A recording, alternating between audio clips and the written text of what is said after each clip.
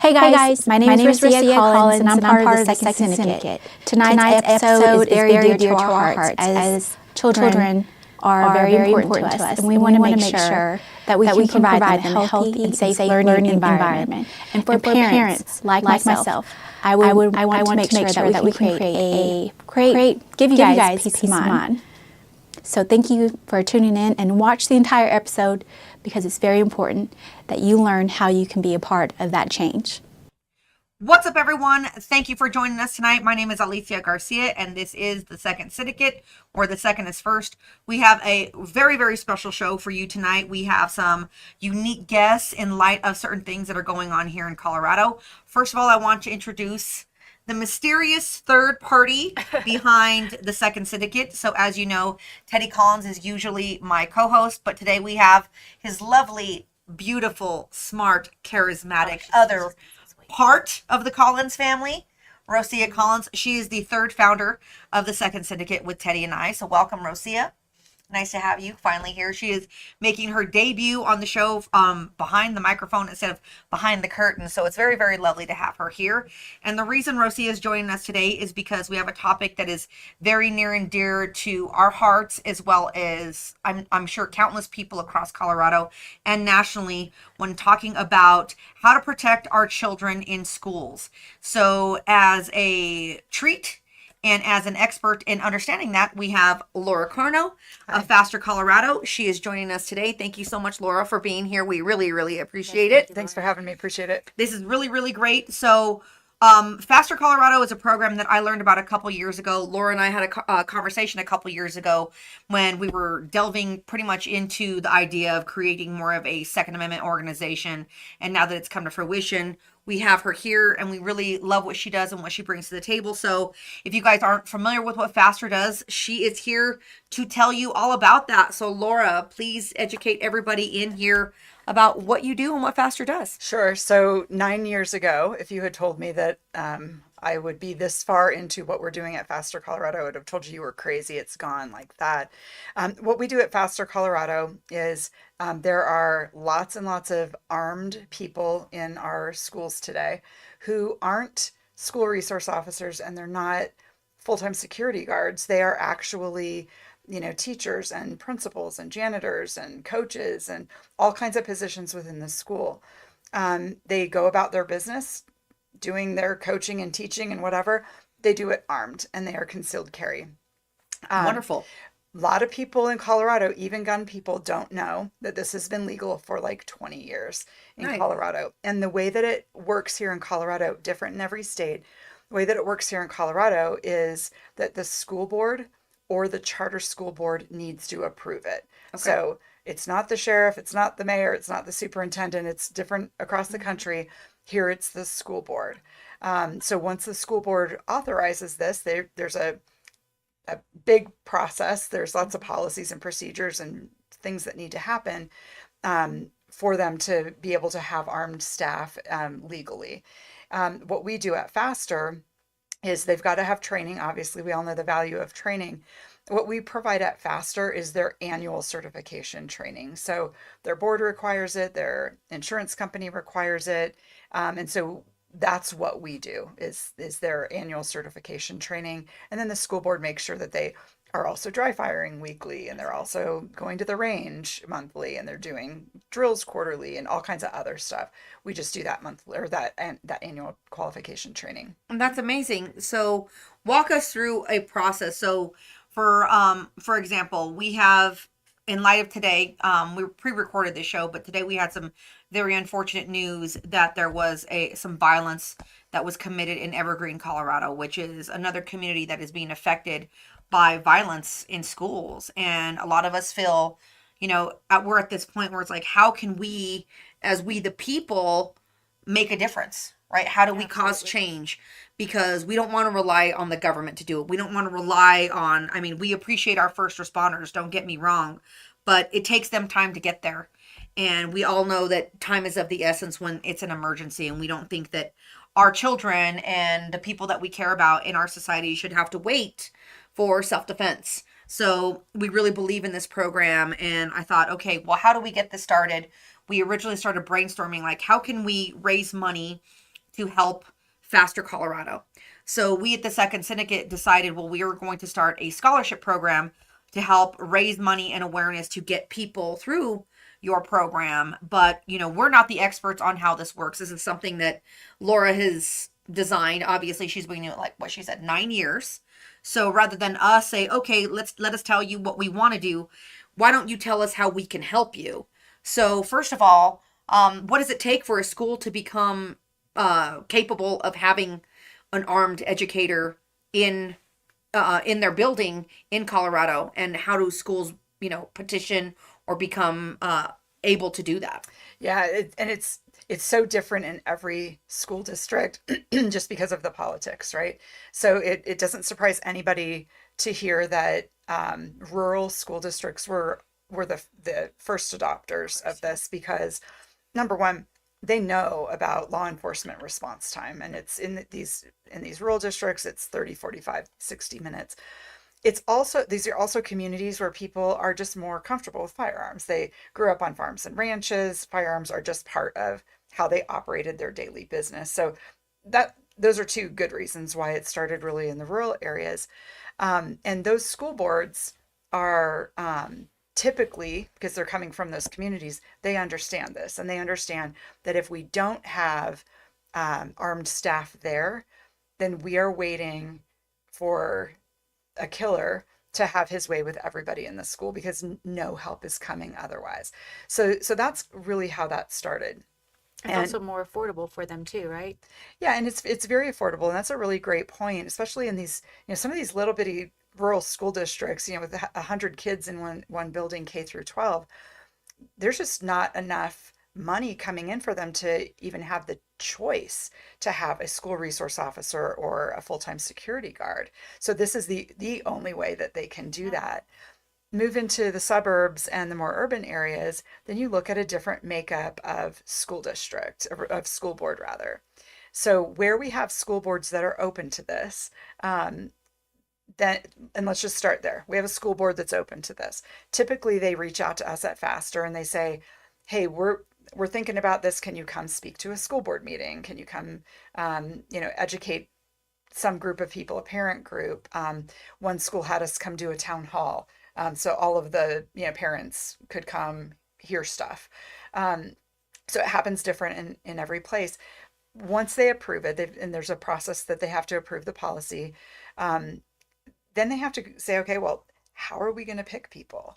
And what I've been really impressed with over the last 9 years is, in the beginning, it was like, oh, I work with these people and they are also gun owners and we hunt together every year. They'll be on the team.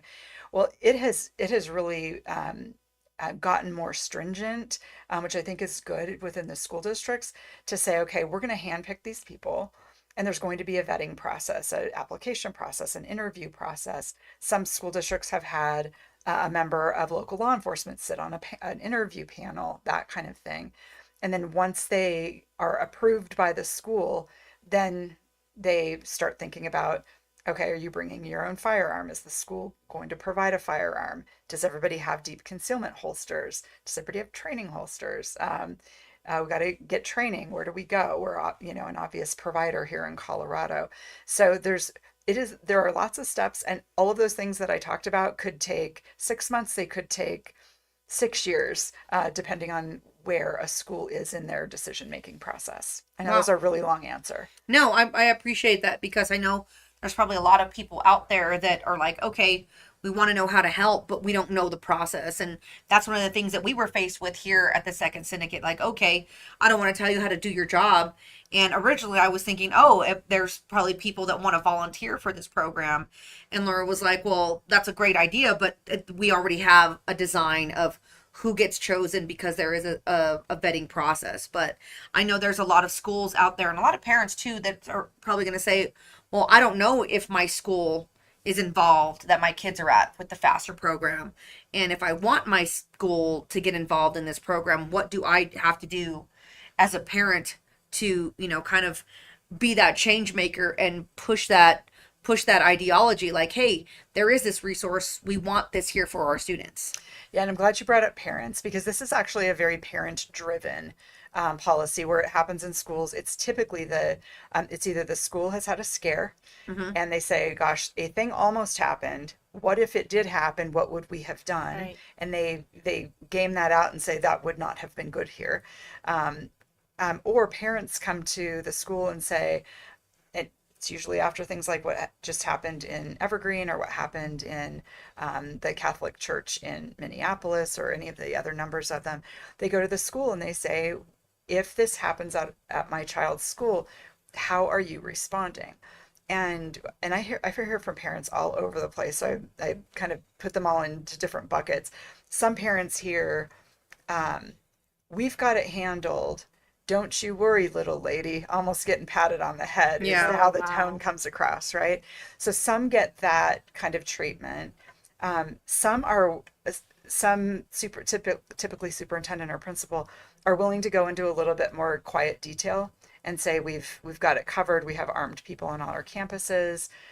We are prepared to respond just like the police would. Something like that would make a parent understand that there is going to be some lethal response if something happens. They are going to save the children.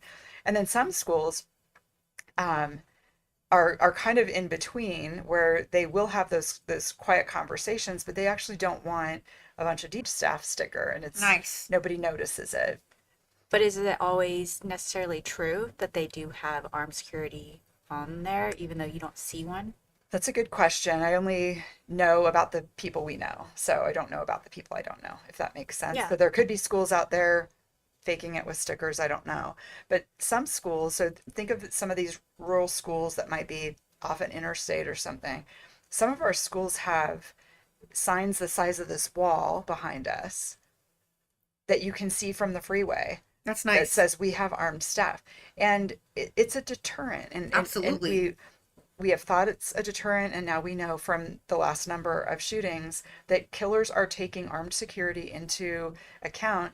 The Minneapolis shooter said, I'm not going to go to this school. I'm going to go to this school. And his words were, this school, where he ended up going to the Annunciation Catholic School, this school is a more liberal school, so they're less likely to have armed teachers. Oh, wow. So now you've got kids over at this other school who didn't get shot because they were known to be armed, and this school did get shot because they were thought not to be armed. This is a deterrent. It's no longer, oh, wouldn't it be nice? This is a deterrent, and we know that. I mean, I teach in my concealed carry classes. One of the things that I say to people all the time is, okay, if you're a bad guy, you want the element of surprise, right? You want the upper hand. So if you know person A is armed and you know person B isn't, who do you think you're more likely to choose? Are you going to pick the porcupine, or are you going to pick the bunny rabbit?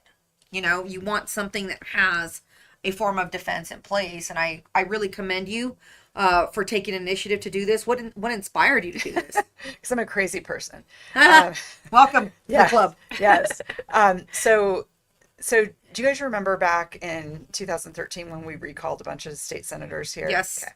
So some friends from Ohio came out here to help us with that, from Buckeye Firearms Association. And they had seen me on some national media and said, oh, we would like to come out and help. Like, we're doing pretty good here in Ohio. So they actually self-deployed at their own expense, 10 Nice. people here, 5 in Pueblo and 5 in Colorado Springs. And they walked and they called and they went to gun stores and ranges and handed out water and flyers at high school football games. And they were amazing. So after that was all over, they said, hey, you should come see what we're doing in Ohio, teaching armed school staff. And I was like, okay, why wouldn't I do that, right? Yeah. And I'm a very rational processor. I don't make decisions with my heart. It's Task oriented. Yeah, and logic oriented. But when I went out to that class, it was a very emotional experience for me. I don't have a lot of teachers in my family. I'm more law enforcement, military in our background, and I just politically, I was like, oh, teachers and school staff would be against this. It was my bias going in. And then I met 24 people in Ohio who were going through this level 2 class in Ohio, and they were like us. But they worked in a school. Yeah. But they knew that if they did not have a firearm and somebody came in to kill their children, they would run toward the sound of gunfire anyway, and they would die to protect those children.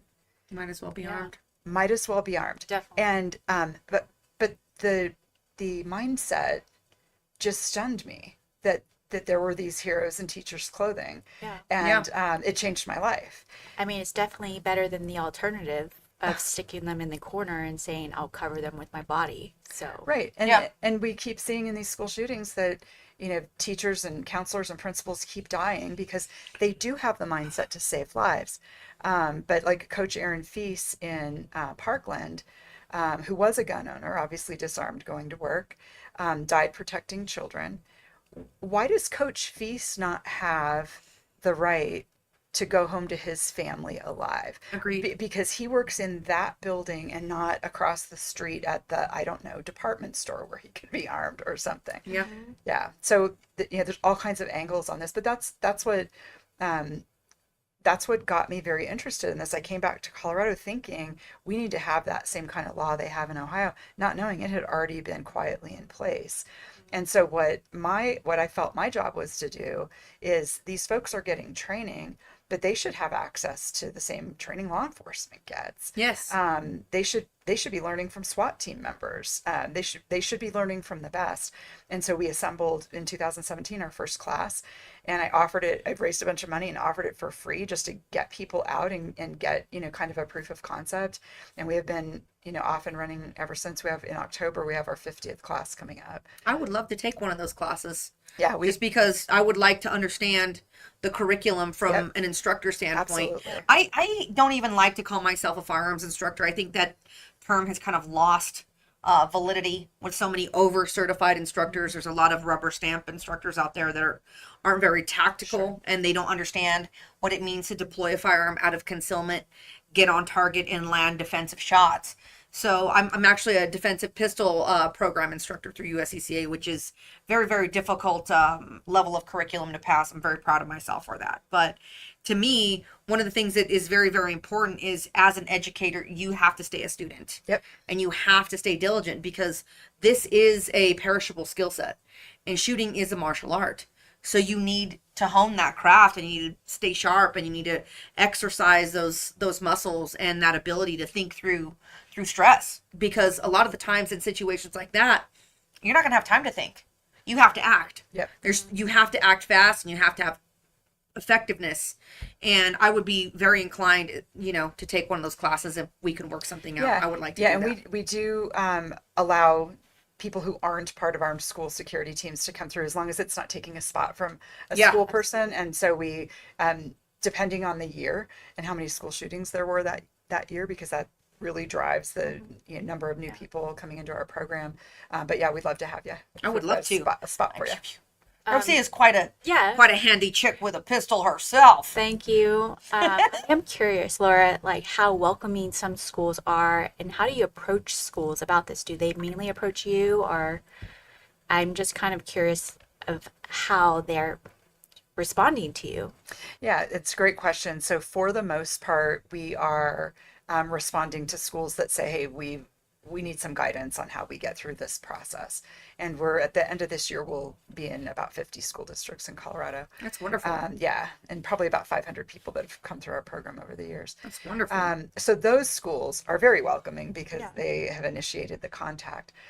Then we'll talk to some other schools where, let's say a parent group has come together and gotten the school to say, Guns are yeah, bad, okay? they'll let us come in and talk to them. So Okay. it would look like, the head of security has agreed to meet with you, and so Okay. we'll go in and we'll meet with them, and it's an education of them of what we do. Typically, those kind of situations, because it's not initiated, that the school's not on board when that meeting happened. Okay. They're not that happy with us. Then there's another category of, and I've talked about this on a radio show just a little bit ago, that there is a Jefferson County dad who keeps going to the Jeffco school board meetings and saying, here's the bill number that passed that allows this, and I think you should send an email to all of your school staff letting them know that it's an option.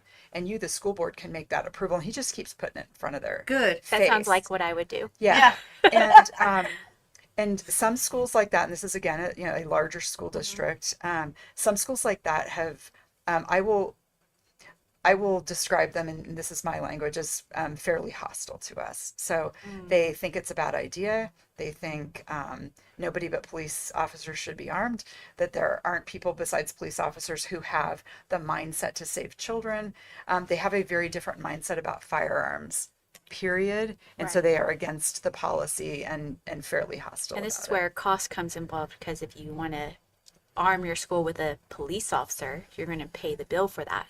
But to not even give your teachers an option to protect themselves and their children, I think that's really disheartening. Yeah, I mean, it is, especially because we see things happen like we saw today in Jefferson County in Evergreen, and we see what happened with those beautiful children praying in a church. It's hard to get your head around somebody not wanting to look at every option, not wanting to leave every option on the table and say, gosh, this one makes me uncomfortable, but let's go through it anyway. Because the goal, all of us have the same goal, is to keep children safe. Indeed. So we need to be willing to look at every single option. This is the one that keeps proving that it works. And I don't know if you guys follow the Crime Prevention Research Center run by John Lott. Yes. And he has this piece of research where he had his people call every single school that ever had a school shooting and talk to them about their security. 0 of them had armed staff. So when you look at armed staff programs around the country, this is the inverse of what he looked at.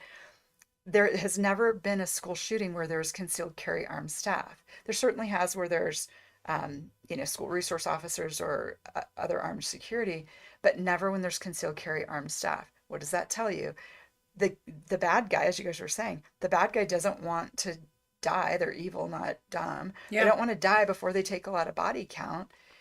So they're not going to go into those schools. So how about we do this our way, and we have every school has well-qualified, hand-picked, vetted, well-trained.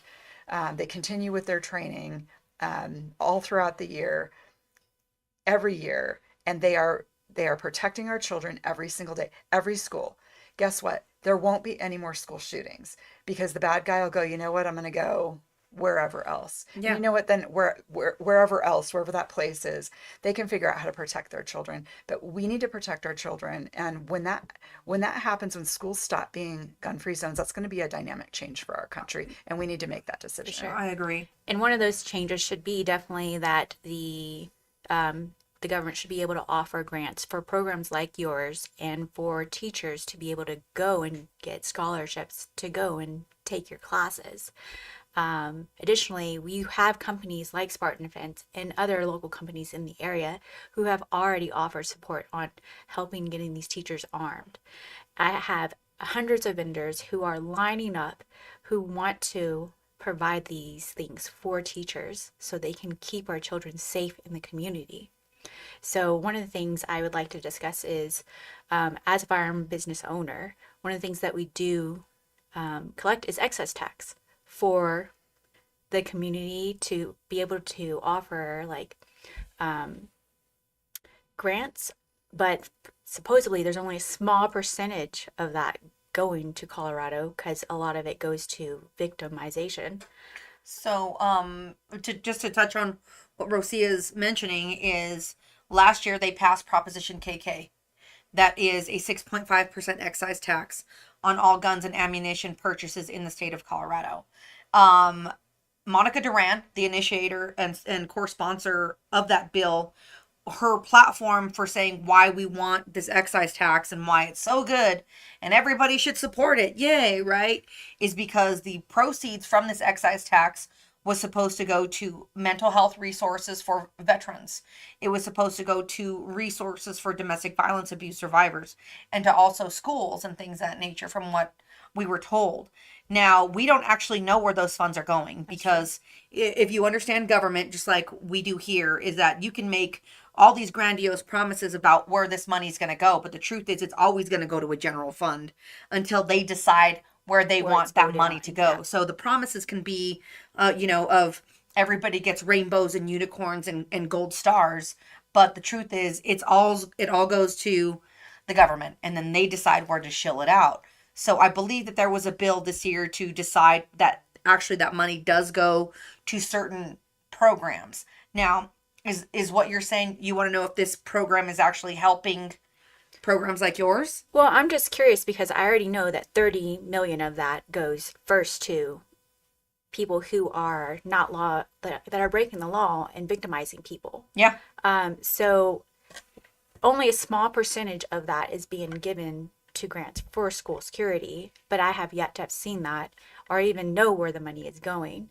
So I'm just more curious of like, why are law-abiding citizens responsible for school security? You know, like, we want school security. We are arming ourselves for a reason, so we can protect ourselves and our families and our loved ones.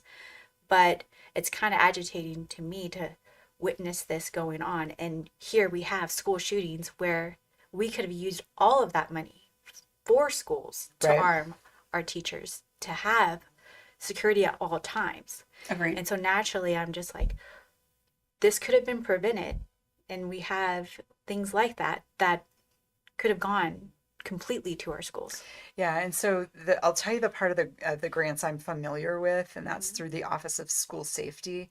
And as long as I've been paying attention to the grants at the Office of School Safety, there's been one, and it's a current grant that we would qualify for. There are a lot of grants out there for schools to, for some generic security training kind of stuff. I'm not sure if schools have used it to pay for their faster classes, but there's also interoperable radios or locks. There are schools that their locks haven't been changed in decades, forever, and they're old and no keys match, and there's not a master, all kinds of things like that.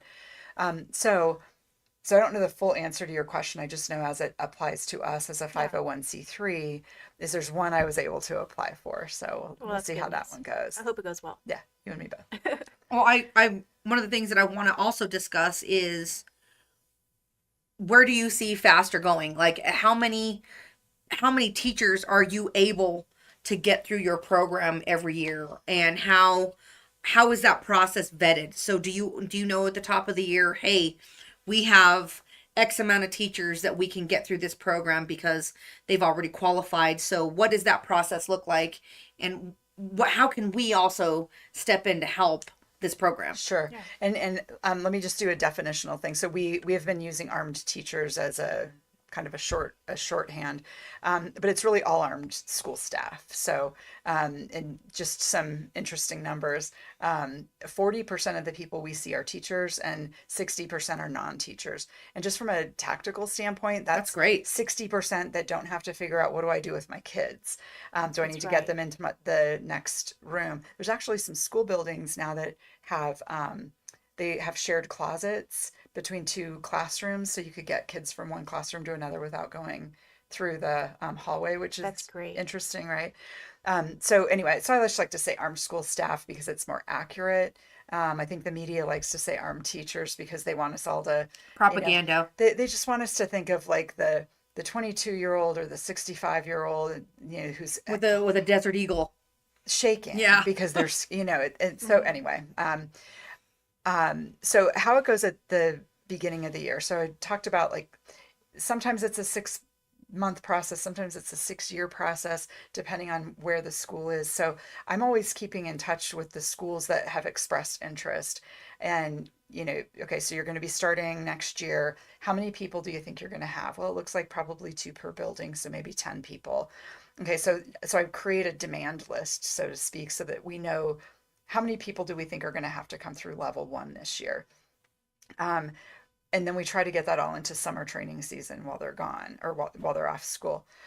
our summer training season this year has extended to November Oh, because wow. what happens is we put our class schedule out in January for the year so folks can plan their schedules, and then something happens and new schools are all of a sudden saying, uh-oh, we should really be doing something. So thus our new November level 1 class. So Awesome. yeah, so that's how that goes. So I just try and by the way, we have 2 retired superintendents who work on our team who had really great FASTER programs when they were in their school districts, and I wouldn't let them quit me when they retired. So they are on our team as program managers, and so we kind of have the geography of the state split up. So we all get together on a weekly basis, and what's going on in this district, that district, and keep on top of things that way.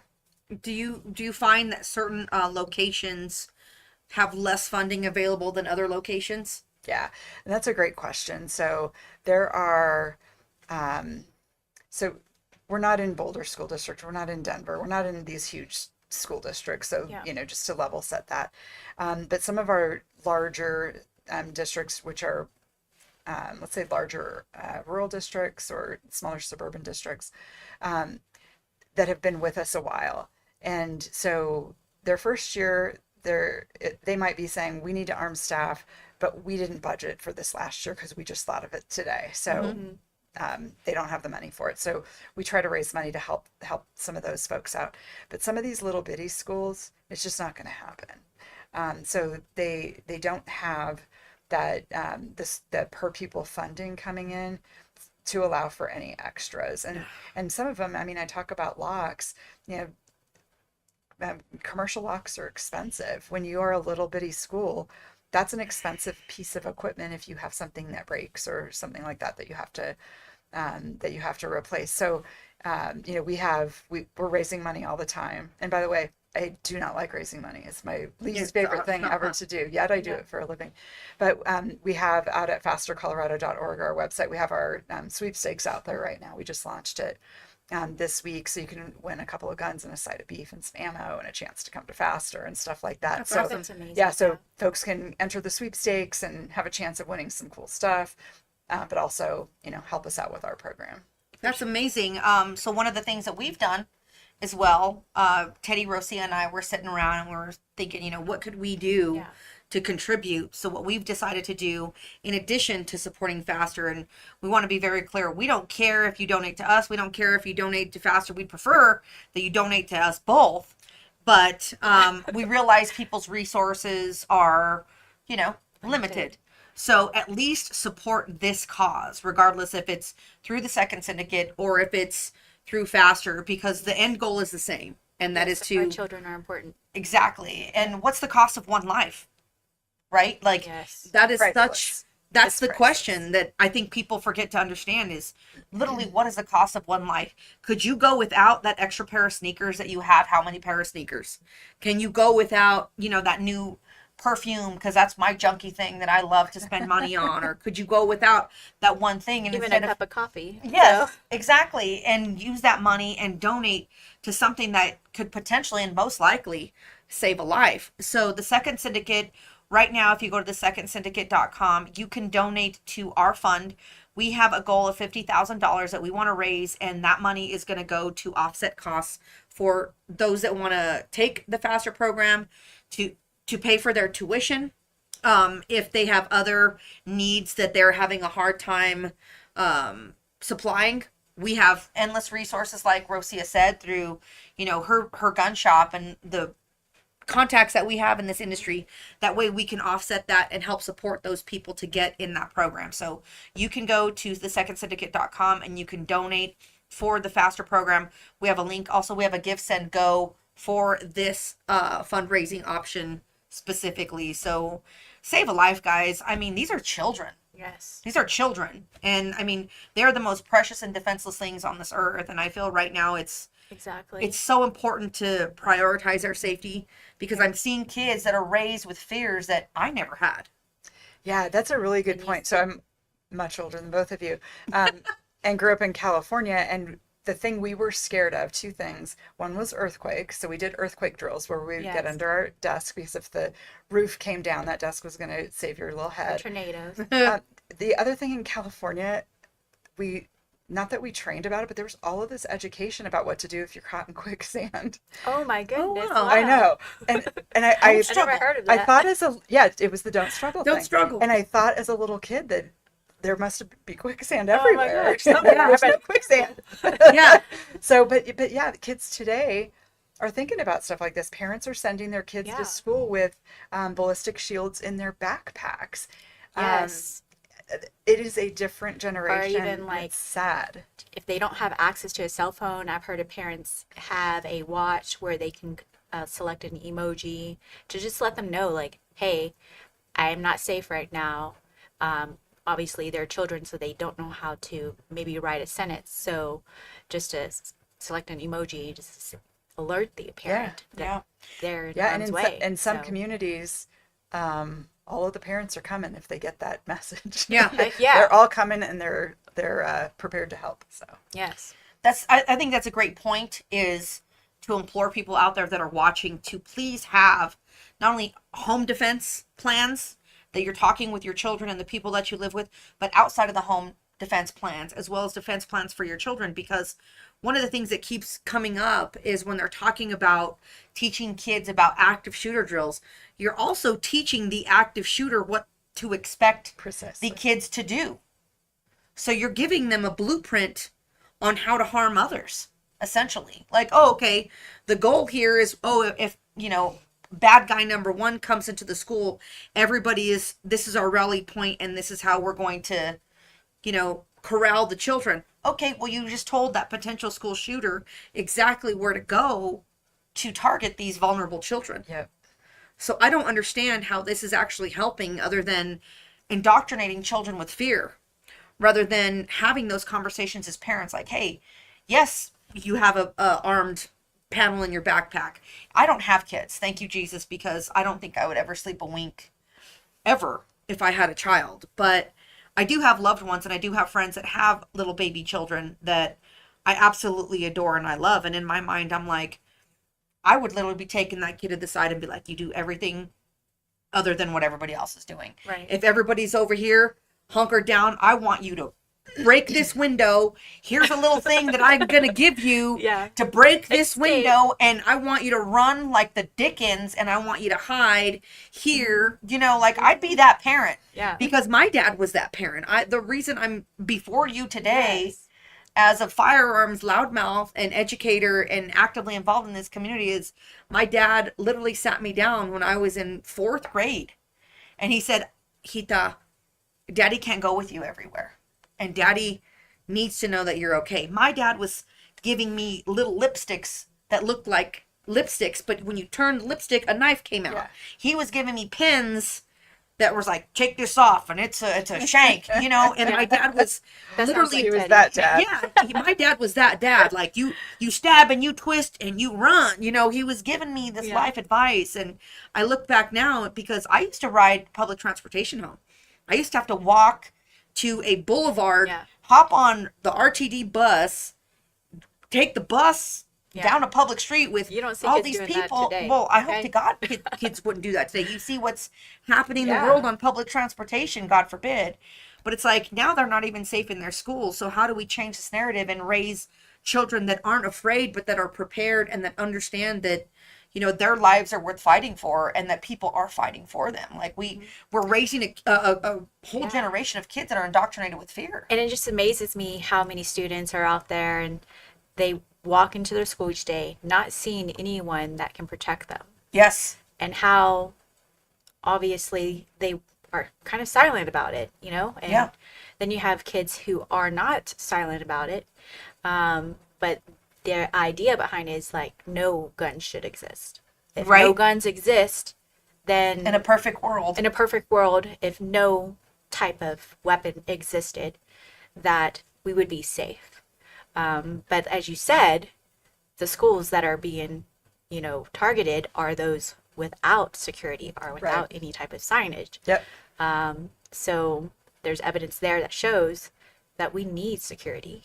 I mean, even my daughter, 6 years old, witnesses that she doesn't see a security guard. Granted, she's my daughter. She's your kid, yeah. But why is it that this isn't something that we speak about often? I'm kind of more interested on the teacher side of things, what the program entails, like what kind of training, what is the cost for teachers who want to get involved. Can you tell them more about that? Because there are some amazing, good-hearted teachers out there, and you just love them instantly because of how they treat your children. But they deserve that right to be able to give themselves that chance to survive and to help the children survive. Yeah, they deserve to know it's it's a legal option, right? Right. Yeah, so our level 1 training is the first training class that they would go to. It is not a beginner class. They need to get some prerequisite training if they aren't already involved in, regular training already. Where do you send them for that prerequisite training? Yeah, so be happy to add to our be happy to add to our Faster Essentials program. So our Faster Essentials program is private trainers. They're not associated with Faster, but they've been through our class. They've shot our course of fire. They've passed our qualification on the first attempt. They know what it takes to pass Faster Level 1. So yes, happy to talk to you about that if you want to do that. I believe we have some other people too. We just hired, we brought on, I should say, a very, very wonderful man by the name of Josh Yates. Shout out to Josh Yates of Kingdom Tactical.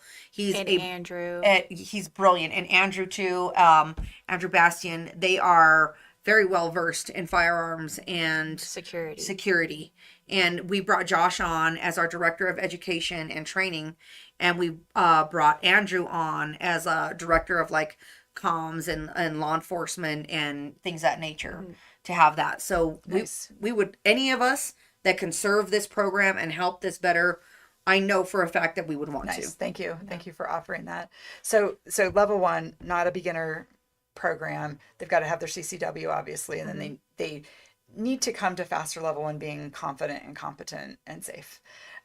So the test that they pass at the end of every annual qualification class is the same test that police officers need to pass to get out of the academy. It's the post qualification in handgun proficiency. What we do with that qualification is we add 2 shots to it. Okay. So it exceeds the post qualification that law enforcement goes through, and we make them pass at 100% to pass Faster. Nice. Not all law enforcement agencies require 100% from everybody. That's impressive. So, and is it hard? Yes, it's hard, and that's on purpose. Yeah. So there's mindset, there's medical, there's firearms, and then there's tactics.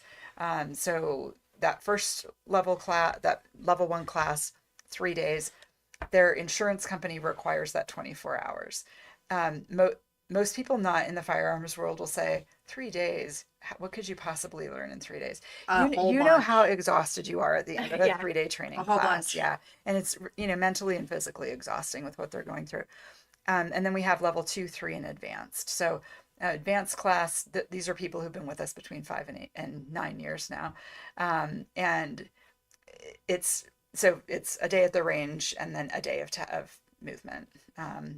All of our movement guys are also active duty SWAT guys. Most of them are on full-time SWAT teams. Oh, I love it. Yeah. Don't talk to me about a cool. good time there, yeah, Laura. Exactly. You don't have to sell me anymore. Yeah. But there's one guy that was in our very first class in 2017, and he was a newer teacher, maybe just a few years into his career. And now 9 years later, he's a principal of a neighboring school.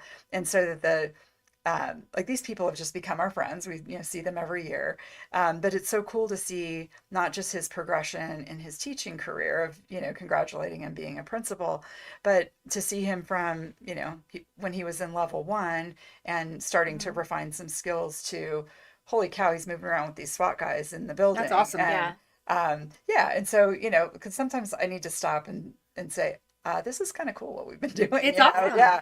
So, and I don't often stop and do that. Medical is one of the things that I'm glad you brought that topic, because I would like to see individual first aid kits and trauma kits just like confetti in schools. Yep. Yes. And having children aware of how to help other children, and having parents and teachers and staff understanding how to save a life too, because that's I something that think we it talk would about a be lot. great to include that in health class. Yes.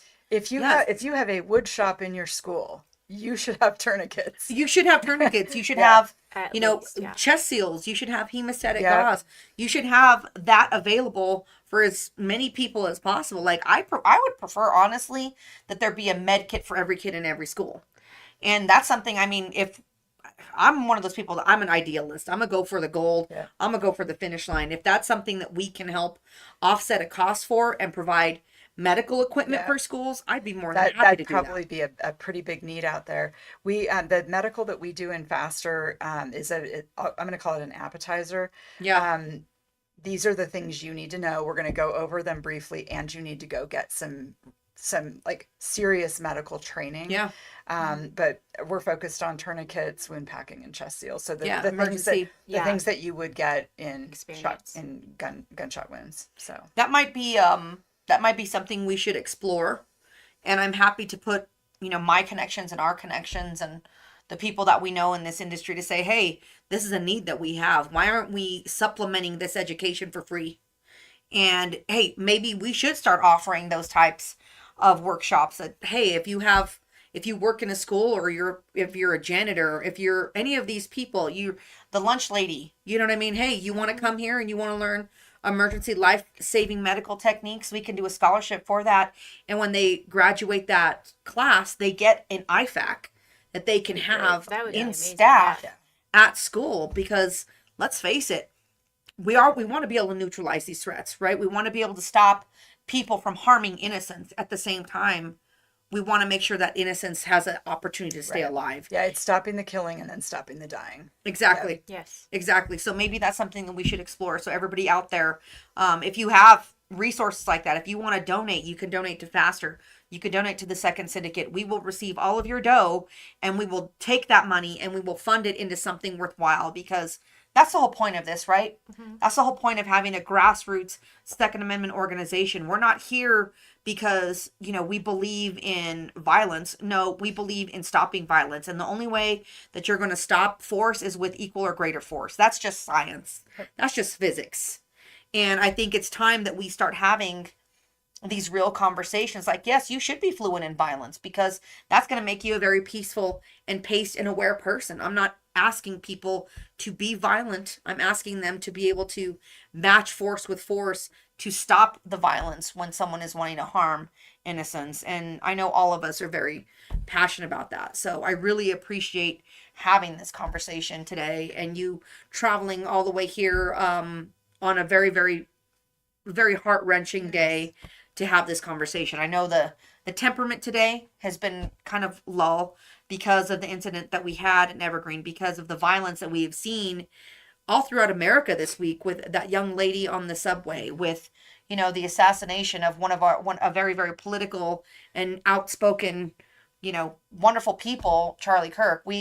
We deserve to have a safer America. And if our government's not going to do it for us, not only do we need to hold those politicians accountable, but we need to take ownership of the safety for our communities. And I think your program is a wonderful way to do so. And so we're very, very honored to have you here and to share your mission with the world. And, you know, each one teach one, right? Yeah. Share this message, share what she does and the name of her organization. Say it out loud. Say it at your school board meeting. Say it everywhere, because we need to bring awareness to this, because we know mainstream media isn't going to. Right? You see that happen right now when things don't go the way they want them to control a narrative, they silence us. Yes. But that's why we created this channel. That's why, you know, Spartan Defense has invested so much time, effort, money, staff into being able to have this studio so we can have these conversations, and why we work so hard to bring amazing people like you and bring light to what you do. So you have honored us with your presence here today. So thank you so thank you, much. Laura. Is there any other questions you want to ask Laura before we go? Well, as Charlie Kirk said, you know, if we are arming our banks, if we are arming our airports, why are we not doing that for our children when they are at school? Yep. That's the right question to be asking. I had somebody who said, this is a while ago, but I'm sure it's still true today. I was in a department store and there was an armed security guard standing looking at his phone at the lingerie department. If the lingerie deserves an armed guard, why don't our children? Agreed. Absolutely. And I can't get my head around this geography of the school unprotected, this geography of the department store protected. Can't get my head around it. Doesn't make any sense. Yeah. Agreed. And I want you to stay tuned for some things that the Second Syndicate is doing here in conjunction with the Colorado legislator as well as the community. I don't want to spill all the beans yet, but we have some really interesting things that we're doing to help combat the miseducation on firearms. So stay tuned. Follow us there. Follow us on all of our platforms. Head to X at the Second Syndicate. Head to YouTube at the Second Syndicate. Follow us there. Head to all of our platforms. Follow my partner and friend Teddy Collins at the Colorado Two-Way King on all of his platforms. Follow me, the Boomstick Babe. Rosie is the quiet one. She doesn't really I don't have need you to follow me.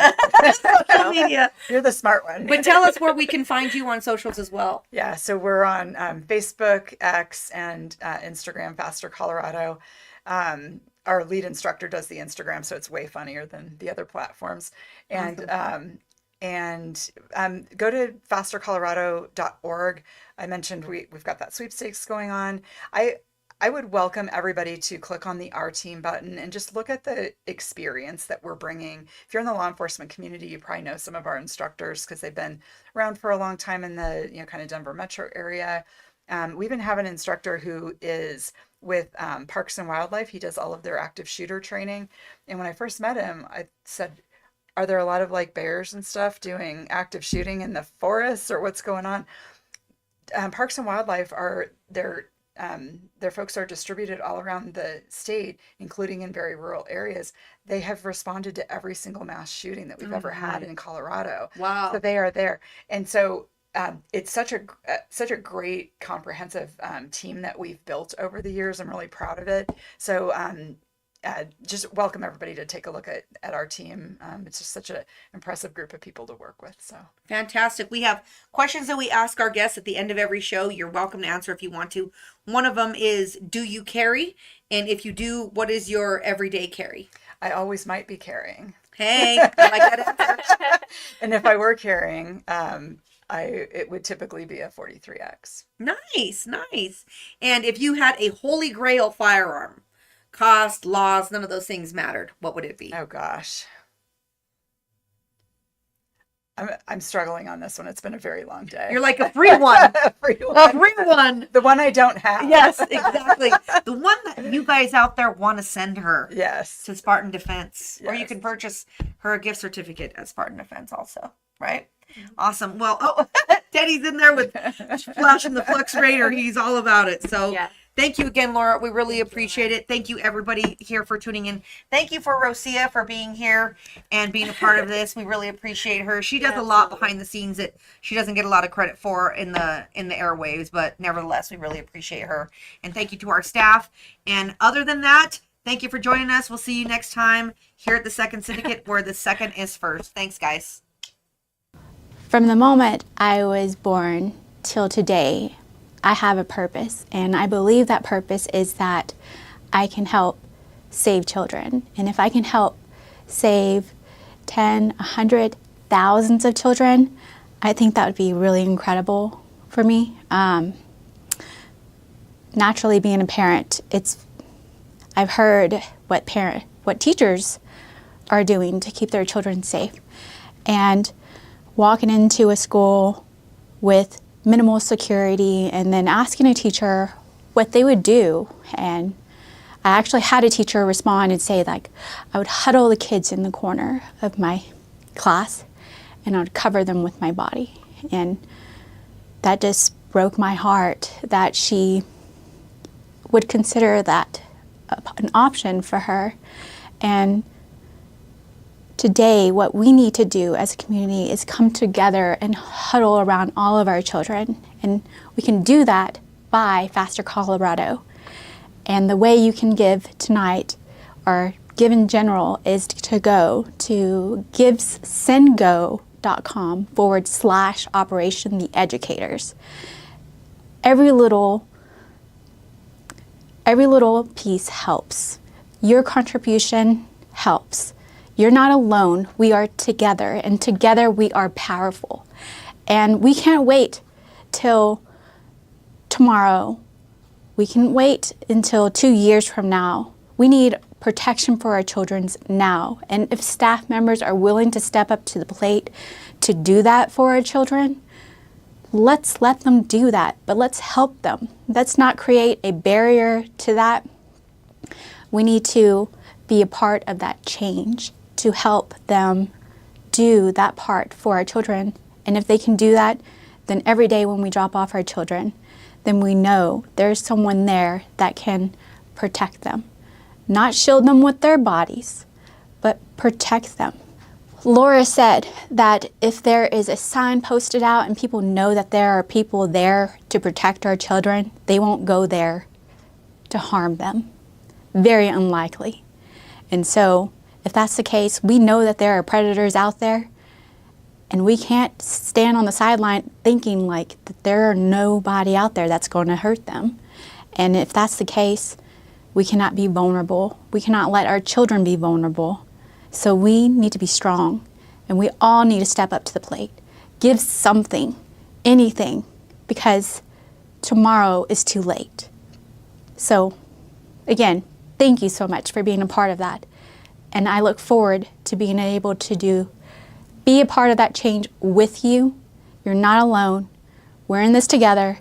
Let's do it. Let's get it done.